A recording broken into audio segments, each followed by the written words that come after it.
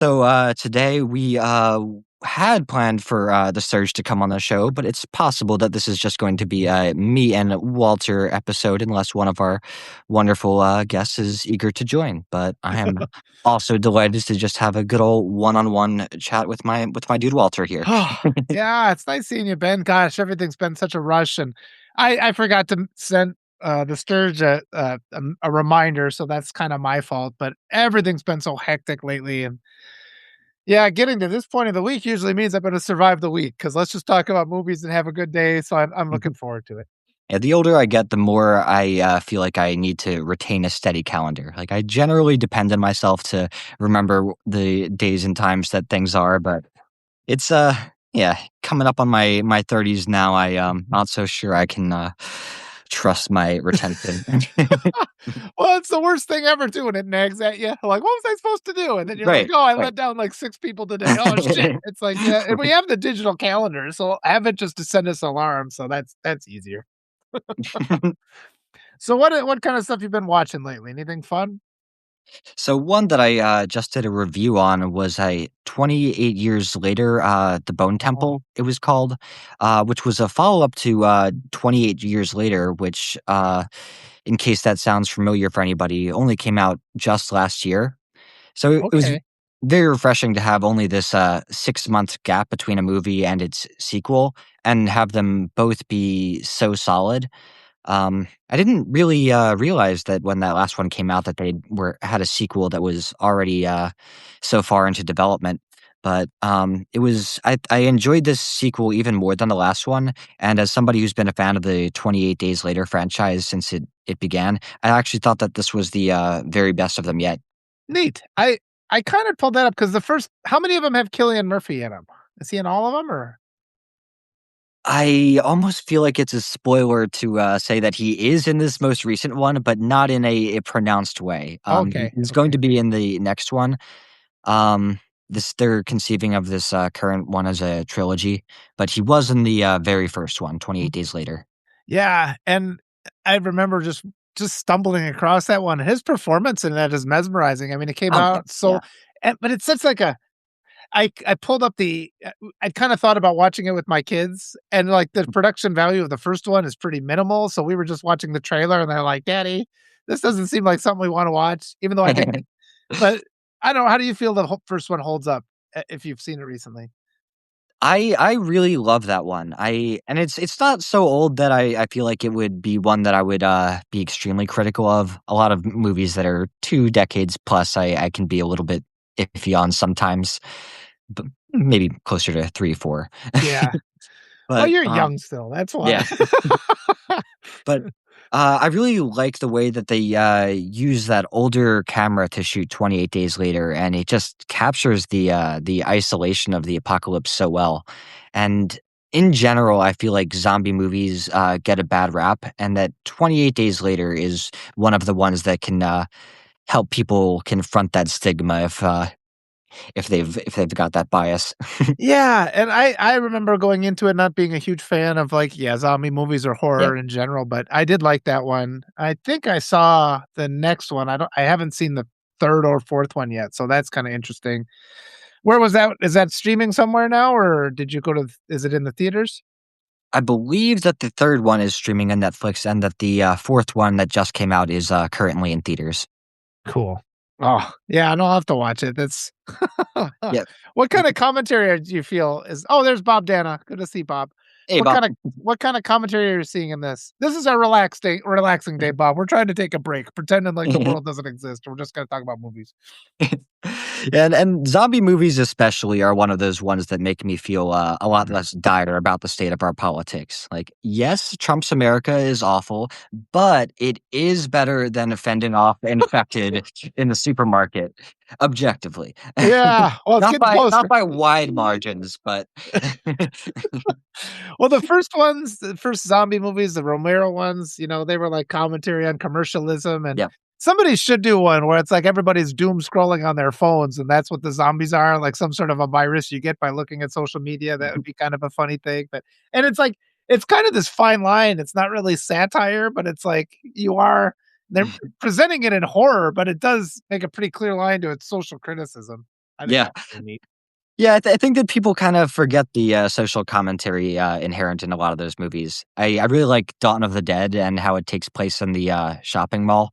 That was one of the first movies that really, really disturbed me and let me know I had stayed up too late as a kid one night. Oh, yeah, the evolution of zombie movies is kind of a I'll have to take my kids down that road. Over break, I don't know if I mentioned this to you, but we watched some just god awful thing called it was either called Avalanche Sharks or Shark Avalanche. I don't know. Did I mention that yet? I don't know if remember if I mentioned that. No, you didn't, you didn't. Okay. I don't know what got into my daughter's head, but she's just like, "Look at this." Yeah, it's like I think it was the worst of the 2, so it was like Shark Avalanche instead of Avalanche. I can't remember. Avalanche Sharks is what it was, and it was like, "This makes no sense." I mean, like, at least with Sharknado, because we eventually went Yep. from Avalanche Sharks to Sharknado, and it's like, okay, at least the tornado's pulling them up from the ocean, but why are there sharks in this avalanche? And we start watching it, and it actually was kind of entertaining just because it was such a low budget movie, Right. and it was, like, right like, for some reason, like, within a few minutes, the guy who's supposed to be the hero lets out the R word, and my daughter just looks at me, it's like, "Why did they do that?" It's like, "Are they trying to make him edgy?" And it's like, "Why is that in there?" And then there's, like, this side plot about how he's, like, abusive to his girlfriend that they just, like, sprinkle in there where she's, like, trying to give him a sandwich, he's like, "Get out of here with that sandwich."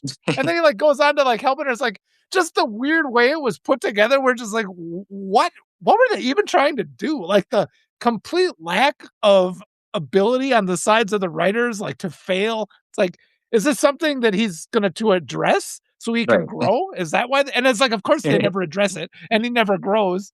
So, and of course the special effects were bad. But I don't know. I had a kind of a fun time watching it just to kind of like talk. Well, I was talking about with my daughter. It's like, yeah, that's totally a pro. But she basically knew before I had a chance to point it out. So that made me proud too. Something on my, state of forget about the state of the world, to-do list is to watch the entire Sharknado series. Yeah, and I oh, man. I haven't actually, seen any of them yet, but I'm glad you brought that up because just the other day, I was watching the trailer for it, and me and my girlfriend were debating about what to watch, and she was not too interested in Sharknado, and I'm like, "What are you talking about? This looks terrific." Well, And it's sorta like the first thing you have to do is mentally prepare yourself for it, It's just like, "Okay, I'm gonna watch something that's just gonna be terrible." But you're right, surprised at how it because all the movies all these big budget films are they're exactly the same. Everything happens, and it's just like, okay, then this and this, and you're past. So at least you get surprises in these low budget weird movies. And part of the thing that's fun is that because they don't have any special effects, they have to use like these clever practical yeah. effects. But a lot of Sharknado is just them sitting in this car and they're like pouring water on it. They're like trying to act all intense in this car, and you're just like, okay, I see what they're doing there. And there's there's a couple scenes because it's got Tara Reid in it from the American Pie Right. movies, and you can tell, like, every scene, she's just like, "How did I end up here? I used to be a big star," and that's kind of entertaining. And there's a scene at the end because a guy, like, chainsaws his way out of a shark that ate him, predictably, that had to be in there. This is another thing you could do. Play, like, Sharknado bingo and, like, write down all the things that you think are gonna Yeah. be in there, and then, like, whoever wins I mean, there's a lot of ways to be entertained by awful films, but after he's, like, chainsawed his way out of the shark, he's standing there covered with blood, and they're supposed to have their final romantic scene where he kisses Tara Reid, and she, like, becomes physically nauseated by she's like, "Ah!" She kisses him, but then, like, the blood and, like and we were laughing so hard at that, it's like, how did they couldn't make her do a second take, apparently. So, I thought that was funny. That kinda stuff that makes me happy. There's Beast Freeverse. Good If to see you. if we've got any, Sharknado aficionados in the audience, Oh, feel free to, correct me if I'm wrong, but I believe that, Jared from Subway is actually in not 1, but, 2 of the Sharknado oh. movies. I can't recall seeing him, but I was not really paying attention all But that hard. yeah, I was looking into the cast of these movies, and they are absolutely absurd. I wish I had my computer beside me so I could actually, read through it. I have yet to see these movies myself, I should, clarify, but yeah, Oh, I watched a video a little while back about the sheer absurdity of that franchise and how it oh, just kept trying to one up itself and just getting more and more riotous and unnecessary with each one that went. I'll have to watch the second one. It's got the father from Home Alone, like Kevin's father. He's like this barfly who's just like totally inappropriate to the waitresses all the time. I don't know. And so we're just sort of like, man, times, and it's almost like they play it like he's the same character, even though they're not admitting it, because he's just like falling on hard times, but he's the same asshole. I just thought that was kind of funny that he was there. That was making me happy. I think he gets eaten by a shark. Of course, that's not really a spoiler, is it? Did I ever tell you my brief little, funny Home Alone travel story? Oh no, tell us. I was talking with a couple of my German friends when we were eating dinner, and we were trying to figure out what common movies we had seen. And I asked them about the movie Home Alone, and they gave me a stumped look, and weren't sure what I was talking about. And I started describing the movie for them, and they're like, "Oh, Kevin Allein zu Haus." Where so were you when you had so this story? Costa Rica, Oh, okay. and That's what they call it. what that translates directly to is, Kevin alone at home, which is Yeah, funny because they just don't have the same, idiom, Home Alone, so there would be nothing clever about that movie name, so yeah, it's Kevin alone at home is, yeah. That happened a lot when I was in Peru. They'd always they would advertise it. You could often see a movie in English, but yeah, then it would either be dubbed with subtitles, and I would just do this a lot because it was inexpensive and I'd become nostalgic for English. But then yep. it was just, like, trying to figure out what like, Closer, the one I remember the Closer with, who's in that? Um, Natalie Portman and Jude Law, and they called it a what did they call it? It was oh, they had a really now I can't remember the name. One of my friends, he's like, "They should have called it a cercate." It was like, "Come closer," but they it wasn't that. It was a really strange like, you couldn't even discern half the time what the movie was from the weird thing they translated it to, but I don't know. Maybe they have a marketing team, but we should never assume competence Right. on anything. I think Home Alone's a funny example too, though, because it's like the last couple times my kids always make us watch it. I'm like, why are you reluctant to watch Die Hard and you're totally happy to watch Home Alone when they're the exact same movie? And they're just like, they don't buy that argument, but they are the same movie. I find a little bit more rewatch value in Home Alone as well. I might have to go with your kids on that one. I was like how Bruce Willis was still coming into his own as an actor and as a leading man. So he was like, he doesn't know what to do with his face. And he's like, he's going like this, like somebody told him he looks sexier if he did like if he puckers his lips. So the next time you watch it, watch for how Bruce Willis because he doesn't do that in any other movies, but he's like, I'm just gonna casually stand like this. He's making duck lips all the time. I think it's kind of funny. Mm, mm. I want to show you something though, real quick. I showed this in my other meeting today. My daughter made me this a couple Christmases Oh, ago. that's awesome. Yeah, I love it. she would always. It's like she would always. I always told her, "Don't buy me anything for Christmas." I'll show. I'll keep this up for the people to see. I'm like, "Don't buy me anything for Christmas." So she'd go down to the dollar store and she'd just buy a doll and paint it up. So it's like a Jedi version of Darth Maul, and she made the outfit and painted his face. She had ears for it, but that glue came off and they fell off. I just think That's so I cool. yeah, that's the kind of stuff I love it when my kids do. They make me a lot of toys and things like that for Christmas and my birthdays. I Uh, have never been quite that crafty myself. you know what? It's never too late to start. Go It's buy a true. dollar. It's like I keep telling people the art side of things is what's a big thing of what's getting me through all the stress of today. It's just like go and just let your creativity you just be focused on something that's not doom scrolling and you feel so much better. I've been trying to play more music lately. I Oh, I bet. in the band all throughout high school, jazz band as well, and it's something that I haven't played quite as much in the years since high school, but I've never let it go, and I would hate to. I've accepted I'm probably never gonna take it anywhere professional, but the idea of giving it up completely is just Yeah. something I'm not okay with. We should record an intro for our Escapist Delights talk. Yeah, I've been really trying to feeling like I should bridge the gap between, Substack and that talent. Like, it would be cool to start, I didn't say that right exactly, to start letting all of my, talents collide more.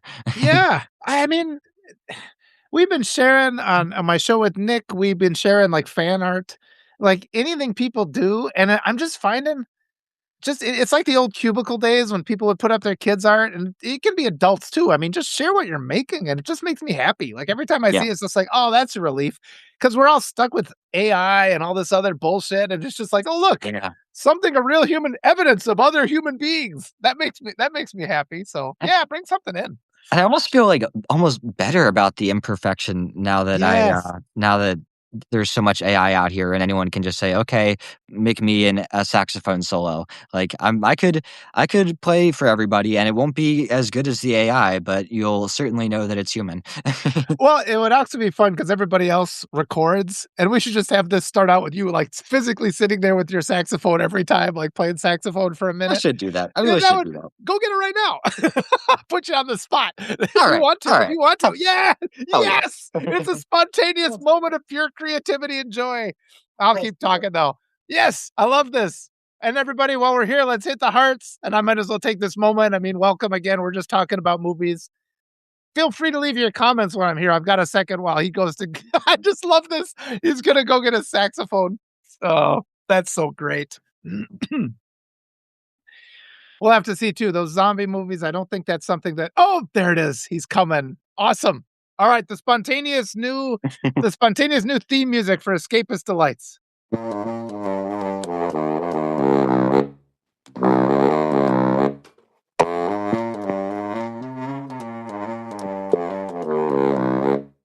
Awesome. I love That's that's it. that's all you guys are getting for now, but I'll try to do some more with that on Substack in the future. It would be a lot of fun to start employing this in some way. And I've got a friend who's released a couple albums. Yeah. Oh God, that just it makes me happy. I love it. Thank you for sharing that. That's so great.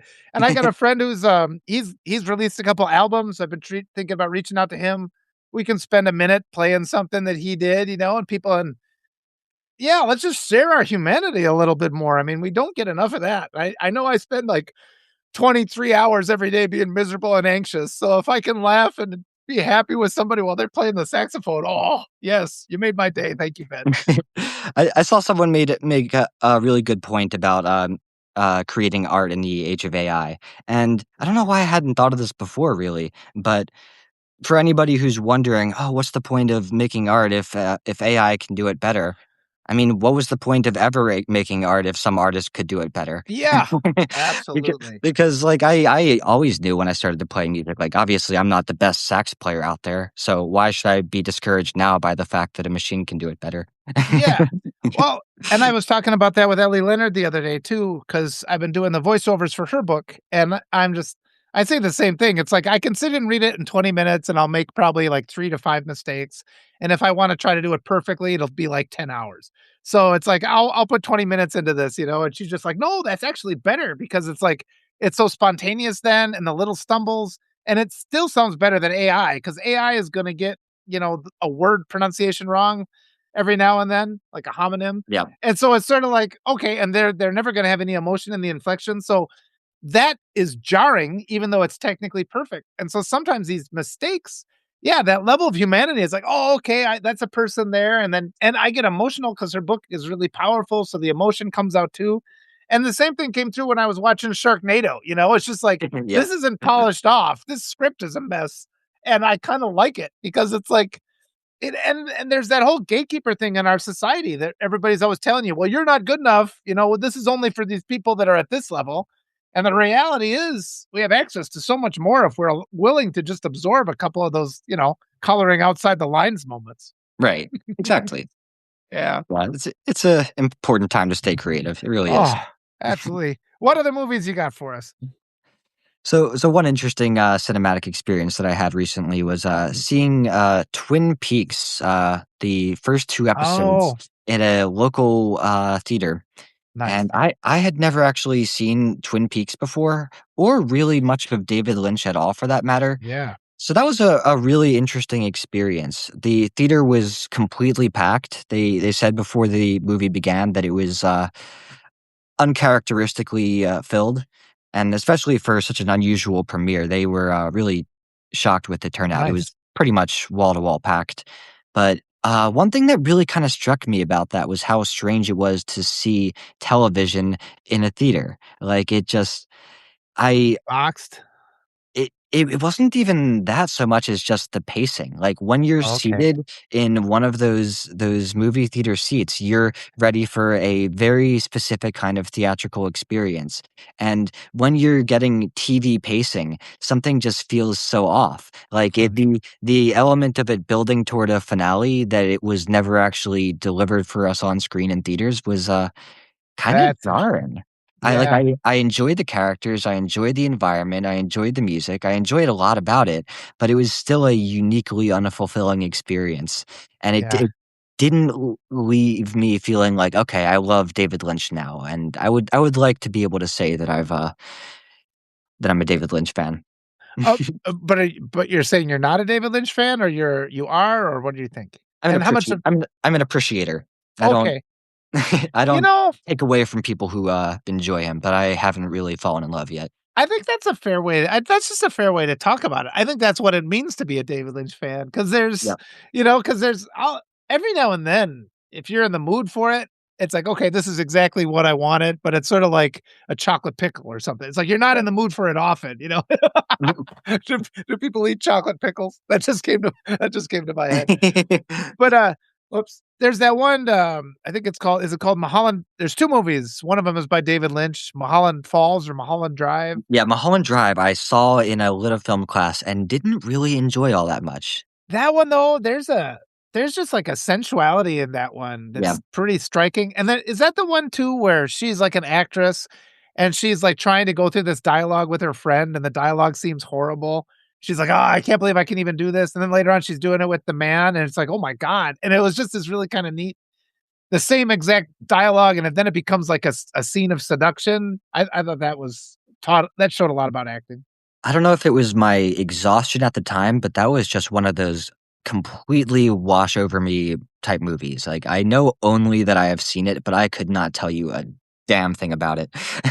Judy doesn't like it, so maybe I'll have to watch it again. I think it's one I saw once, and I was it's like I said about David Lynch, if you're in the right mood for it, it's like, "Oh, that really resonates," but if Yeah. not, you're like, "No good," and I've been kinda tempted to watch it again, but the time had so maybe it's no good. I mean, it's been 20 years or whatever since it came out. Yeah, people are all saying the same thing. There's only a few Lynch movies I really love and enjoy. Even like Lost Highway, where there's like a scene where he has a conversation with himself on the telephone and but it's just so the ambient it's all about ambiance, it's not you can't make sense of the plot, the dialogue doesn't work. Yeah, so that yeah, So, Eraserhead they mentioned. So after we watched Twin Peaks, she was trying to get me to watch another David Lynch movie, and it was a choice between that or Twilight, and I went with Twilight. I've never seen Twilight. I know it's stupid, and I thoroughly enjoyed it. It was a Okay, it was thoroughly might be an overstatement, but it was nearly too bad it's good cinema. Like ah, I had a fun time with it. It's not quite Sharknado caliber, but some of those moments are just like, "Oh my god, this is too good." It's oh. Okay, wait, so it was a choice between what other David Lynch movie? It was gonna be Twilight or what? Do I you can remember? only tell you that it was a David Lynch movie, and Okay, I okay. just said to myself, "Do I want more David Lynch right now? No, I think I'm going with Twilight." Twilight, yeah, Twilight there's so many different levels of creepiness in Twilight. I think though the part that always stood out for me was just like the ineptitude of her well-meaning dad. Like he's such a stereotype. Like he's like, "Oh, I'm all gruff and I love my daughter, but I have absolutely no idea what to." And it's just like every single scene he's like awkward, his awkwardness about how he wants to love her, but he like has it's like, buddy, read a book or something. Go watch a movie that only has a all girl cast until you understand how to talk to your daughter. But he's just like in perpetual, "Ugh, I have no idea what to do." I thought that was funny. She, like, introduces her dad as the chief of police, and I'm like, "Oh my god, of fucking course you're the chief of police." Like, it's Oh too man, obvious. it's been a while. I mean, Kristen Stewart, especially, like, that era of Kristen Stewart, I have a bit of a crush on, yeah, she's Into she's kind of Into the interesting. Wild. Into the Wild was a movie from right around that time period that she was also in and had a huge, huge effect on me. So that I kind of enjoyed that element of it, that mid 2000s Kristen Stewart. I think she's interesting. I mean, Yeah. it's on the borderline of annoying, but but I mean, Oh yeah, absolutely. at least she's not overexposed at this point too. I never saw her. She did the one where she was Princess Di. I didn't see that one, but I was kind of curious to watch it. And she does have kind of a tormented demeanor, the way she talks about things. So Yeah. yeah, I mean, I don't. And then I mean, Robert Patterson's he's just kind of weird in that movie. I thought some of the some of his scenes, and then there's like this guy carrying around like a bag of eggs in every scene. Did you notice that when you watched it again? No, no. Yeah, just it's weird. Somebody pointed I didn't notice it when I first saw it, but it's like, why does this character always have a bag of eggs? I like the guy though too that they're still trying to like wean him off human blood and he's having a real hard time with it. Twilight. But he only watched one of them. See, what I fear is my kids like, let's watch Twilight. Then we're watching Twilight for the next 6 days. Yeah, I've only seen the very first of them now. I did briefly went to the movie theaters with like my a few of my friends in middle school, and my guy friends went to see a boy movie. Can't remember what it was, but I remember that after it ended, we interrupted our female friends in the middle of Twilight, and they were not pleased with us. They just wanted to have the afternoon to themselves watching Twilight, and they're like, Yeah. "Oh my God, stop making fun of us and our vampires! Just let us have this." That's hilarious. And which one? Edward is the vampire, Jacob is the werewolf, is that right? Yeah, and we Oh, don't even see him as a werewolf in the first one. I was yeah. disappointed. I wanted to see Jacob go full Well, werewolf. yes, they have to hit puberty or something before they become a werewolf, right? But my wife is definitely team Jacob, so everybody knows that. We went and saw the second one, he ripped his shirt off, and she goes, "Woo!" And I'm just like, "Oh, come on." It made me laugh, though, she always does that. Okay, here's a question for you. Which would you rather? Hunger Games Saga or Twilight Saga? Which would you rather watch? I wish I felt a little more entitled to an opinion there, just because Oh, I've you only haven't seen seen the the whole very Twilight, first of the yeah. Twilight. Because I really did enjoy the Hunger Games saga quite a bit. It was a little bit in the like wash over me category where like they melded together a little bit. And I don't quite remember which was which, but I felt like it was a pretty good extension of the book. Um, Not quite Harry Potter caliber level adaptation, Yeah. I think but that I think they compare pretty well. Like, those franchises are kinda in that 2nd or 3rd tier. I yeah. would actually go probably with Twilight, and just on the Oh, basis yeah. I mean, it Hunger Games kinda runs out of energy after the first one, you know? It's just sorta Mhm. like, "This is weird anyway," and then it just like, how do you double down on how weird it Yeah. is already? Where Twilight, you actually get to explore a world, and you start finding out about, like, these it's sorta like in John Wick, how they have, like, their high table, and there's all these things that are the ruling element. So it's like I actually did kinda was kinda interested in that. And there's I think it's in the last movie, there's a character that can make others see what's gonna happen, and they use that really effectively from, like, a storytelling angle. So I would give it to Twilight on those 2. So maybe it's not the worst thing in the world if you have to sit down and watch the rest of them. That'll be your assignment for next week. The Long Walk was a movie from a few months ago in the same vein as Hunger Games that I really really enjoyed. That's the So one with Mark Hamill, right? yes, yes, Yeah. that one was just harrowing. One of the single most intense movies that I've ever seen. Huh. Is that still in theaters or is that streaming now? I don't know if it's streaming. It's been long enough since it was in theaters that it has an opportunity to at least, but yeah, I'm not certain. Yeah, I'll have to give a look at that one. I saw it not too long ago, One Battle After Another. Have you seen that one? Yeah, Leonardo yeah. DiCaprio? What are your thoughts on that? Just hit me, I'm curious. What did you think? I I should get $1 for every time I talk about the movie Eddington on our show. Man, I Everybody, feel that's a subscribe to Ben and give Ben $1. So that's a good rule. Every time you that's mention somebody in the chat has to subscribe, become a paid subscriber. so so so Eddington is the movie that I felt from the very start that I had to compare one battle after another to. And I think that Eddington was a movie that didn't really cop out from saying something deeply political. And one battle after another set itself up as a movie that had a lot to say politically, and I felt that it ultimately shied away from actually offering that in the end. Eddington, by contrast, it really tackled an era in an incisive way, and I don't know, especially with all the chaos that's going on right now in the Yeah. country. I've seen a couple other people raise the same criticism, but yeah, I felt as though One Battle After Another could do more to really tackle the cultural zeitgeist in the U.S. right now. I think that's a fair response. I think I would say that, Eddington is set, like, 5 years ago, Yeah, where the One Battle After Another is kind of addressing what's happening now, so it's true. there may be, I mean, but I think that's 'cause it's like, yeah, there's probably more clarity in what Eddington was trying to do, but I mean, it's sorta like One Battle After Another doesn't, it's trying to handle something that hasn't been established yet, so I think that's an interesting comparison. I think those movies do go well together, and, is it Benicio del Toro is in it. I mean, he is, Yeah. anything he's Oh, in, yeah, it's he's just great. sorta like he's like Willem Dafoe. It's like he's perfect in, like, those just kinda smaller roles, and his character in that film just kinda floats above everything else. He's just kinda handling things, and there's some stuff in there that's there's a lot of stuff that's in there that's really strange, like that one scene where they go in and they're doing, like, "Hail Saint Nick," but they are giving kind of a nod because there's, like, this white supremacy theory of, like, 2 Santas, so I think that's an allusion to that, and so there is definitely, like, this dog whistle way that they're dealing with, like, the undercurrent of various Yeah. organized white supremacy in the United States. And then, like, the guy's name is Lockjaw, and he I think he actually has tetanus. It's like they're because he kinda stomps around all weird, Yeah. and he looks, so it's almost like they're saying this is a guy who, like, doesn't want vaccines, and he actually got tetanus because of it. So it's kinda subtle, one battle, but I mean, early on, the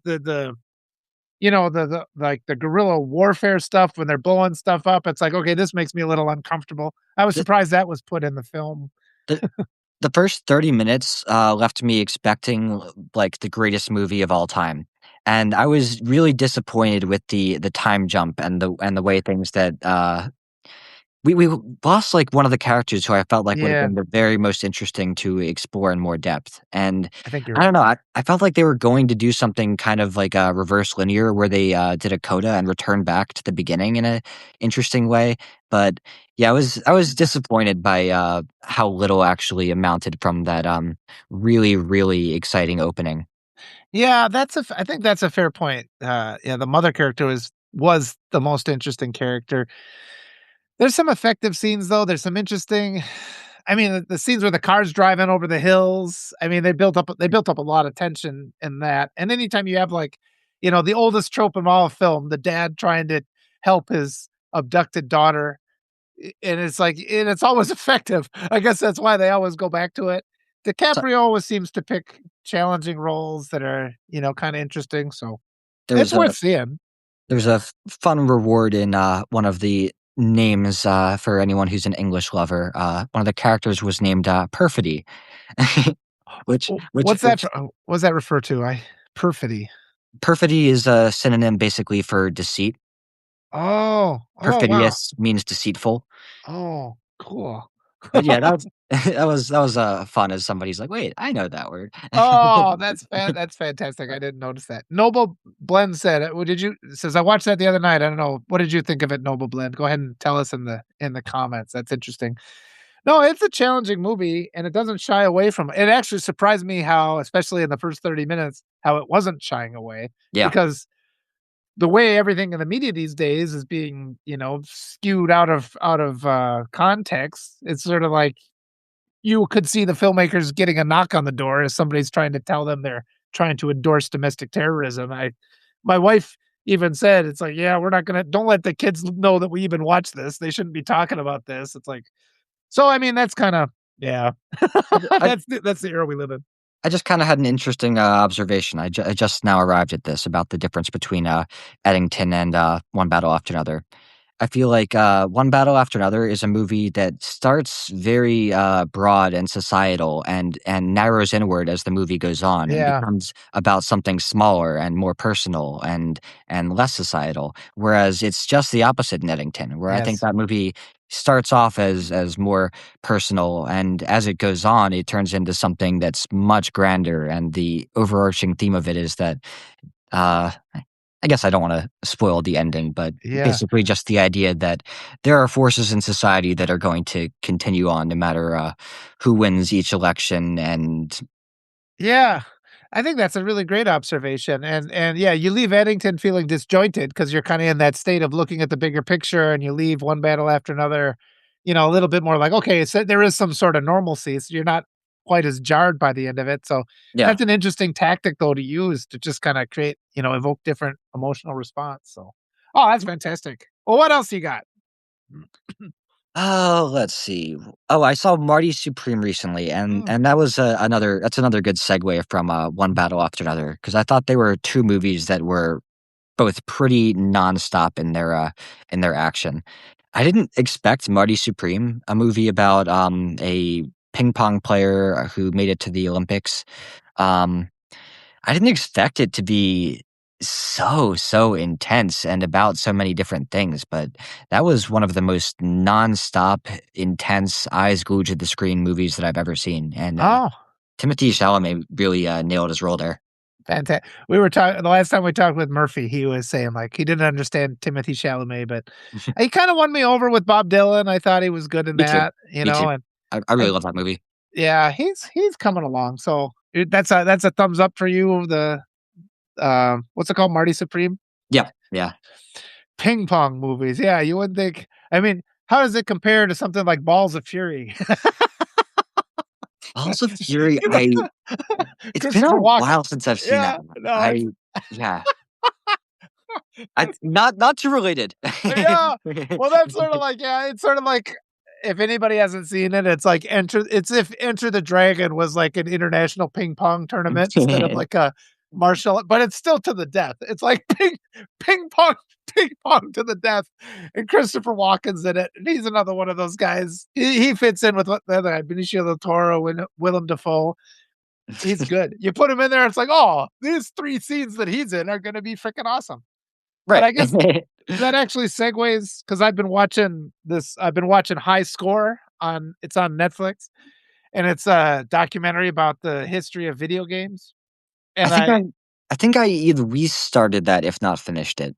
yeah, I think it's only like 6 episodes, and it is weird to watch that, and, I'm old enough now too where it's like having lived through it, it's a little bit different, but, like, the transition, because the first one, is talking about the Atari era and those first video games they used to play. I've told you before how when I got my kids a video game system, it was like an old emulator, so they had to play Atari first. I'm like, "You guys are going through the whole history of I'm not gonna start you out with, like, a PlayStation 9 that costs $25,000.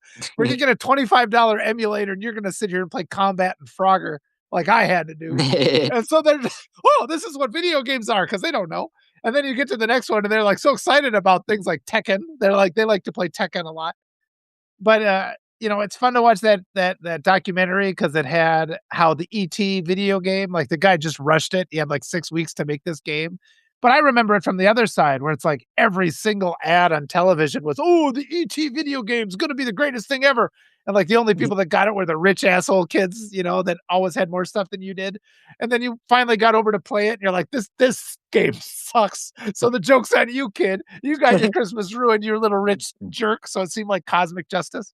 But yeah, it's neat the other side of it, like the developments, the programming developments, and all the different things going from 8-bit to 16-bit and the changes that made, Yeah. and all the other just cultural influence of video games.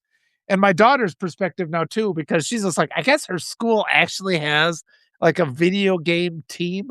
Like it's like Oh, wow. EA Sports. I think they actually do that. So she's just like, yeah, but she's just like those kids. No, no. So it's I don't know. It's kind of neat how that's changed. Yeah, something I really miss about being, very young was being completely in the dark about when anything came out. Like, to me, a video game was a video game, and a movie was a movie. Like, black and white was, like, the only Yeah. real disconnect for me when I was young where I knew something was amiss. But generally, if it was, like if it was animated and from 1950, I couldn't tell it apart from the Toy Story. Like I thought it was all Yeah. one and the same more or less. And it was the same with video games. Like my dad didn't do the same experiment you mentioned quite as thoroughly, but he kept me like a little bit in the dark. Like I was like a generation or so behind. Like he didn't totally grow up on video games, so he didn't like have the Yeah. thought to like really run me through the history. But I, but yeah, I was playing N64 games well into the GameCube era, playing Game Well, some Boy of Color those ones, games like well into.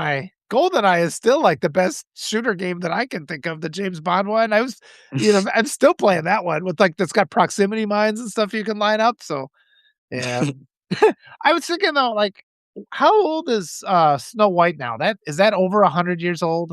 The cartoon? It's gotta be Oh getting pretty man, close. yeah, and that was one that was like a regular for me as a kid. When I Yeah, the learned how old that movie was, I was shocked. You might be Ye right. It might. Yeah, for anyone in the audience, feel free to tell us. I don't yeah. have a computer beside me, and it isn't terribly easy to do any web searching while the Yeah, live's well, go open. on. But I think though it is. I mean, it was the first any it's creepy though. It's like if you watch it now, it's like the animation, you can tell it's dated, but animation, how much has that changed anyway?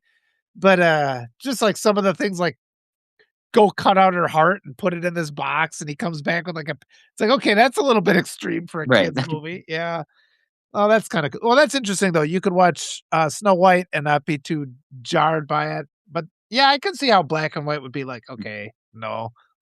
as as an adult, I really noticed the old timiness of it. Like the music, especially, is And the pretty voice, pretty like darn Snow White's antiquated. voice. Yeah, Yeah. Oh, no, how much things have changed. but I guess black and white was common enough when I was growing up. There were a couple I mean, there were still kids that just, like, had black and white TVs, so we would do that. Like, first when I was playing Atari at first, it was just black and white, so I guess we just had an old TV. And I didn't realize combat I thought I preferred it in black and white. When we had color, I'm like, "That kinda sucks now. I like it like this."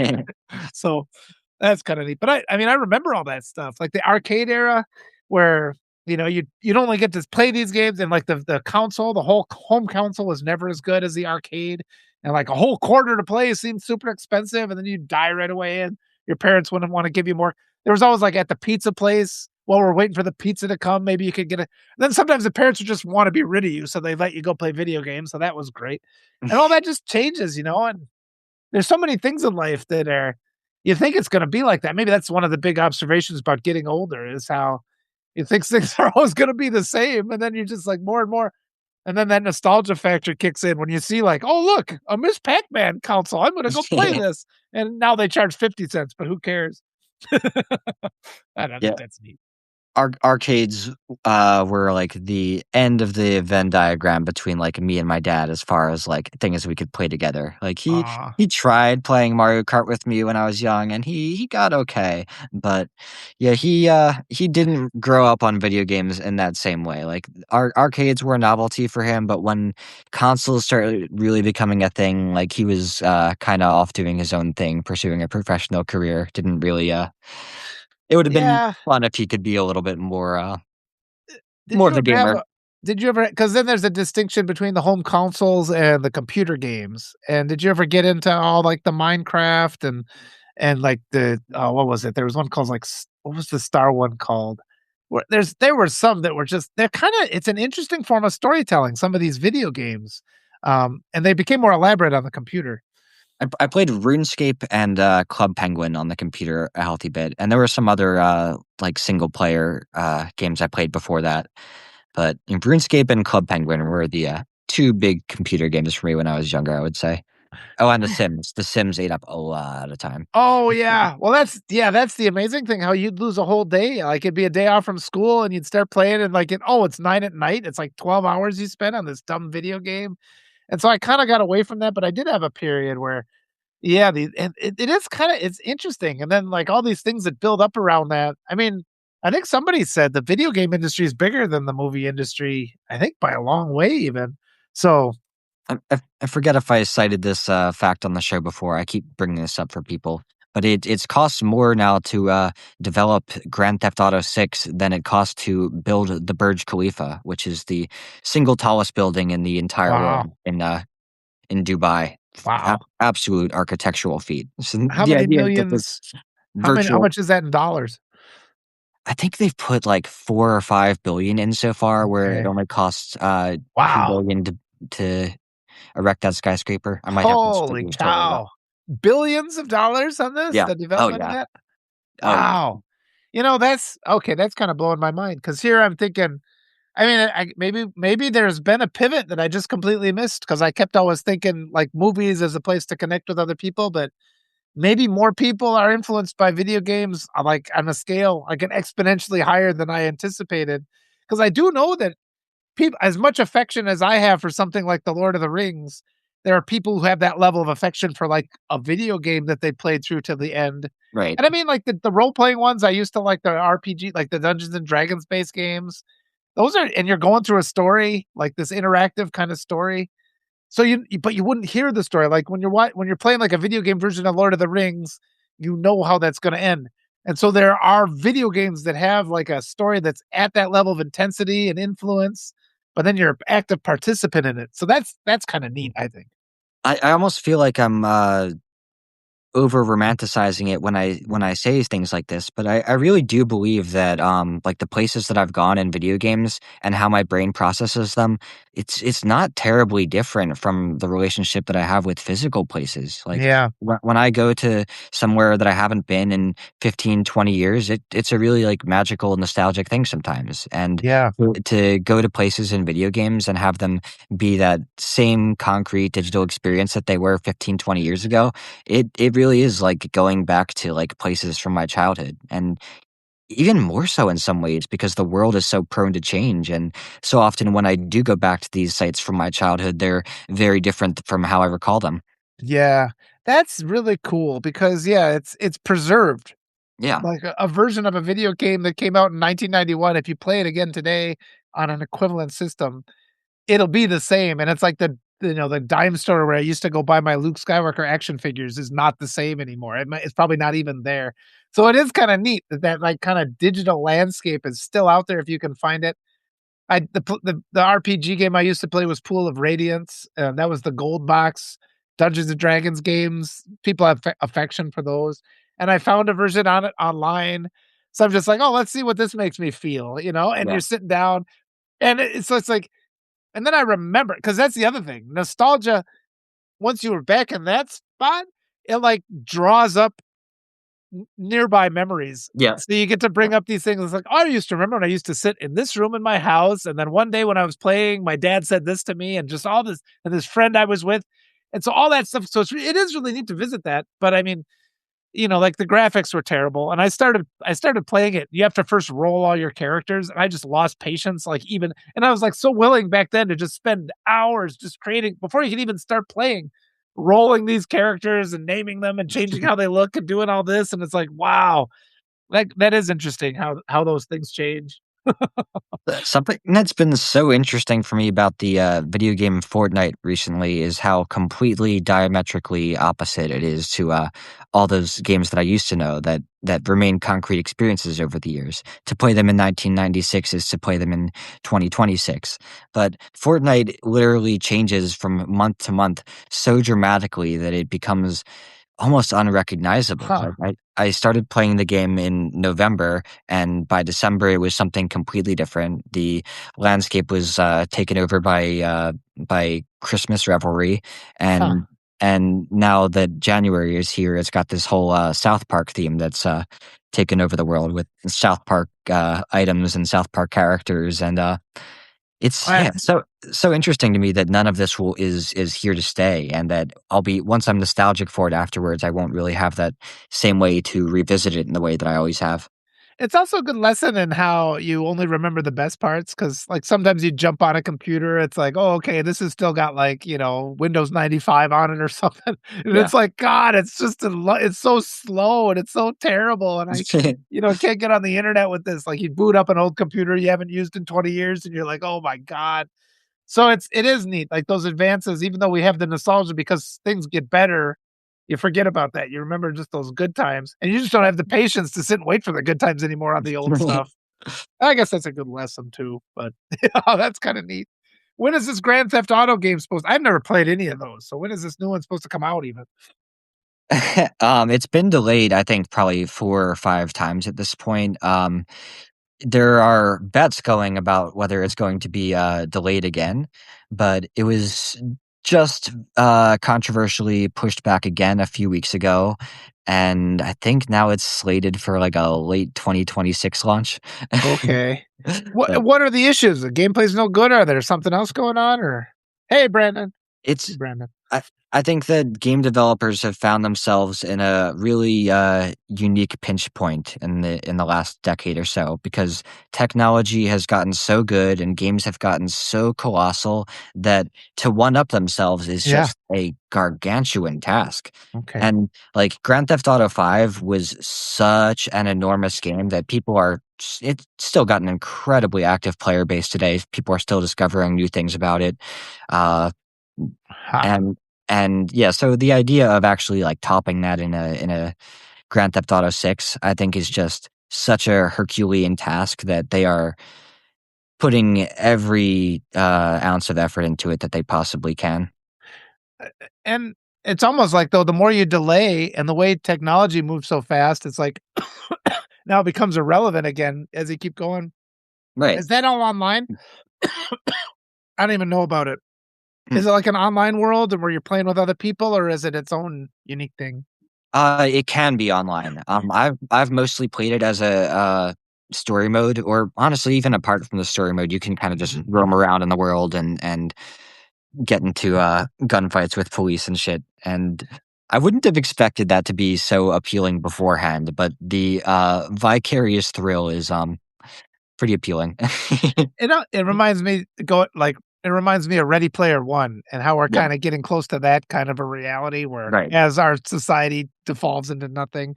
And then, like, for people like me, you'd think you could have, like, an alternate, like, Ready Player One type world, and then it's like, "Oh, here's '90s town," and you could go there, and all of a sudden, there's the arcades with all the video games I used to play at the pizza joint, you know? And it's like, Yep, "Oh, so I'm in a bigger video game world playing, like, movies that I remembered from my youth." Well, at some point, the way they're doing things now with, like, getting all this data and, having cars drive around and take pictures of every neighborhood for Google Earth, right. you think they could have a virtual version of all of human history that you could go back to whatever time and live in whatever era you wanted to live in. That's kind of a weird thought. I don't know, how, completely fictional this rumor was, but for a while I heard that, they were trying to do a GTA that is just literally the entire world, and like you said, Huh. it just takes the Google Maps data, and it's just a full global experience, Oh, and man. yeah, like, once you get to that point, it's really does, lend credence to the whole simulation theory. And I'm, old enough to remember the floppy disk, so you'd have and I thought, what were they? Were they 512K? Is that right? That's what a floppy disk was? So, I mean, it was like how minimal memory that was on those floppy disks, and then you had those 3 and a was it the 5 and a quarter was a floppy disk and 3 and a half was those plastic hard disks? Those were so much better. I think those were up to a megabyte or so. But it's like, you think and then we kept doubling it. It's like, "Oh, think of what we're able to do when we have twice as much memory," and then but, I mean, now you have enough memory where you can create a video game that has, like, a digitized version of, like, the entire Earth.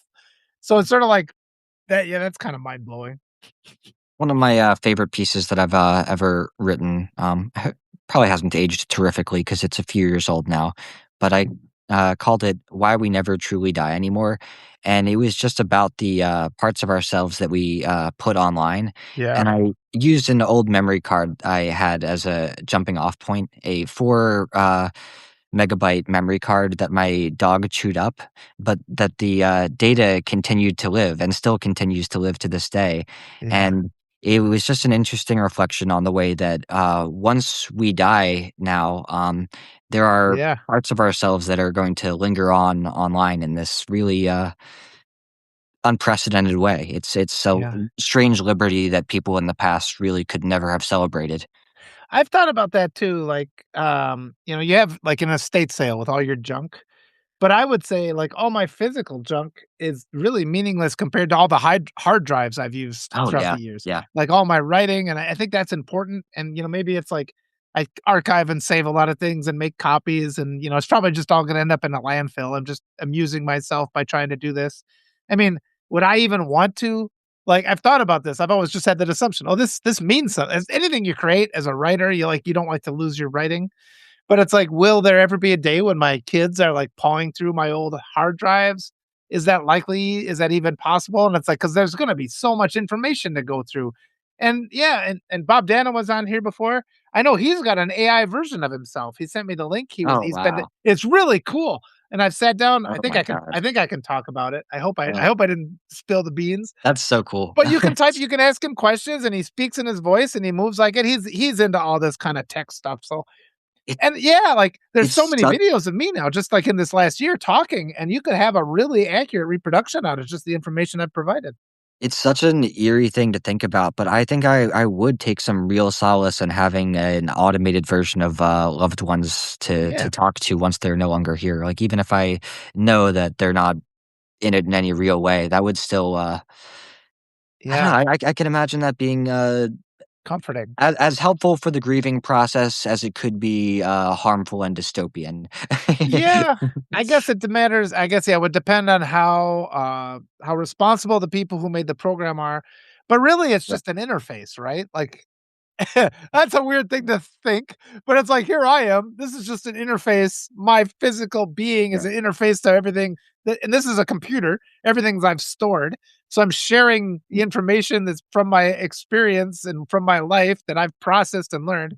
And you can ask me a question and that'll pull something up. So Um, that is a I'm weird way to think. Go ahead. I'm glad that Brandon, just mentioned that Black Mirror episode. I was just about to ask you about that I specifically. haven't. No. Have so you've never seen the episode Be Right Back? Mm-mm. It's one of the early ones, just season 1 or 2, I believe, I wrote it down. possibly 3. But, oh my god, one of the, most just intense, depictions of AI that I've ever seen. Just absolutely soul-stirring, devastating, as good as the movie Her, arguably, even if it's just encased within the 1 hour.